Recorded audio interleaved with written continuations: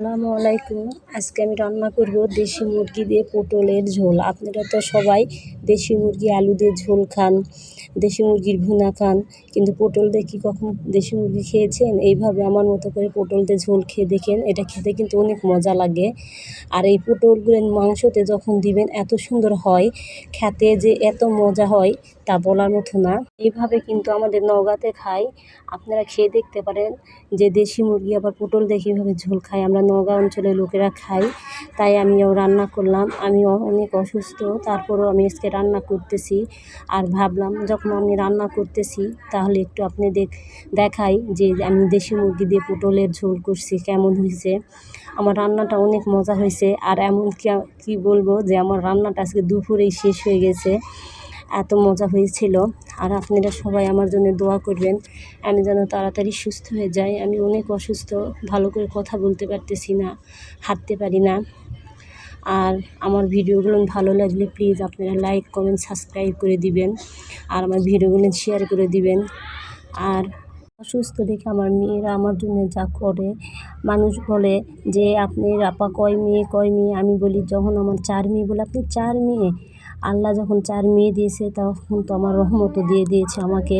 আর আমার 4 মেয়ে আমার রহমত আমার জন্য হয়ে গেছে আল্লাহর দিলে।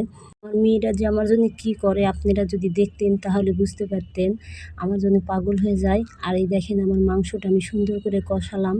আর দেশি মুরগিতে একটু ভালো করে কষাতে হয়।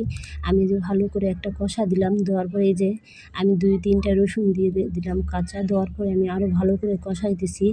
আর কষানোর পরে আমি এখন এখানে দিয়ে দেবো এই ভাজা আলু আর পটলগুলো দিয়ে আমি আরেকটু ভালো করে কষাবো, কারণ কষালে যত কষাবেন মাংসের স্বাদ কিন্তু তত বেশি হয়। যে কোনো তরকারি একটু ভালো করে কষাতে হয়, আর আমার তরকারি আমি একটু বেশি কষাই। আমার এটা একটা অভ্যাস যে আমি একটু তরকারি কষাতে আমার টাইম লাগে, রান্না করতেও আমার তরকারিটা অনেক টাইম লেগে যায়। তরকারিটা দেখেন প্রায় হয়ে আসছে। দেশি মুরগির তরকারি কিন্তু পাতলা ঝোল করলে খেতে ভালো লাগে, আর পাতলা পাতলা ঝোলই মজা হয়। আর আমি এখানে দিয়ে দিলাম ভাজা জিরা ফাঁকিটা, দেওয়ার পরে এই যে আমার ভাজিটা হয়ে গেছে, তরকারিটা হয়ে গেল। আর এখন আমি এখানে ভাজি বসাবো, আর আমি আজকে ভাজি করবো ছিম আলুর ভাজি। আর আমি ছিম আলুর ভাজিটা করব ঝুরি করে দিছি। আর আমি প্রথমে যে ছিম আলুর ভাজিটা ঝাল পেঁয়াজটা ভেজে নেওয়ার পরে আমি ছিম আলু ভাজি করব, গাজর দিয়ে একটু ভাজি করব। আমার তো শরীর ভালো না, অসুস্থ, কিছু খেতে পারতেছি না, এর জন্য ভাবলাম যে দেখি কী খেতে পারি। আর আমি এখানে ছিম আলু ভাজি করে নিব। আর কি বলবো আপনাদের, কালকে আমার ছোটো মেয়ের জন্মদিন, ভাবতেছি কালকে ওর জন্মদিন, কিছুই করতে পারবো না ওর জন্য। কী করি ভাবি, দেখি বিকালে যাব মার্কেটে, যদি যায় ভালো হয় একটা জামা নিয়ে এসে দিব ওকে সুন্দর দেখে। ছোট 2 মেয়ে, একজনকে দিলে তো আরেকজন কান্না করবে, তাই ভাবলাম যে ওর আব্বু দুপুরে যখন বাসায় চলে আসবে তখন বলবো যে 2টা মেয়েকে 2টা জামা কিনে দাও। আর কি করব, জন্মদিন যদি পারি একটু কেক নিয়ে এসে খাওয়াবো।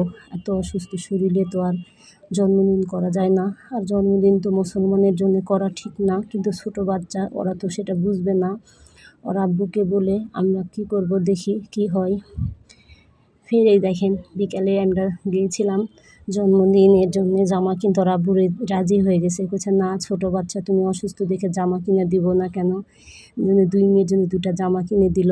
আর আমাকেও দেখেন একটা সুন্দর 3 পিস কিনে দিছে, বলছে দেখো তোমাকে একটা 3 পিস নিয়ে দিই, কেমন, ভালো নাকি? উনি আমাকে পছন্দ করে কিনে দিল। আমার 3 পিসটা কেমন হয়েছে সবাই বলবেন। আর আমার মেয়ের জামাগুলো কেমন হয়েছে আপনারা কমেন্ট করে বলবেন।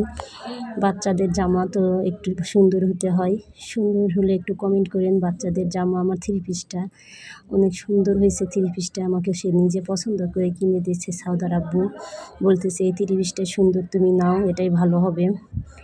আর এই যে দেখেন আমি মেলে আপনাদের দেখাচ্ছি, আমার মেয়েরা দেখতেছে যে আম্মু তোমার 3 পিসটা অনেক সুন্দর হয়েছে, অনেক সুন্দর হয়েছে। আর হচ্ছে আর ওরাও বলতেছে তুমি আম্মুর জন্য 3 পিস নিয়ে আসলে, আবার ছোটো বোনেদের জন্য নিয়ে আসলে, সুন্দর হয়েছে, সবই সুন্দর হয়েছে। তা আমি কি করব, সবাই ভালো থাকবেন।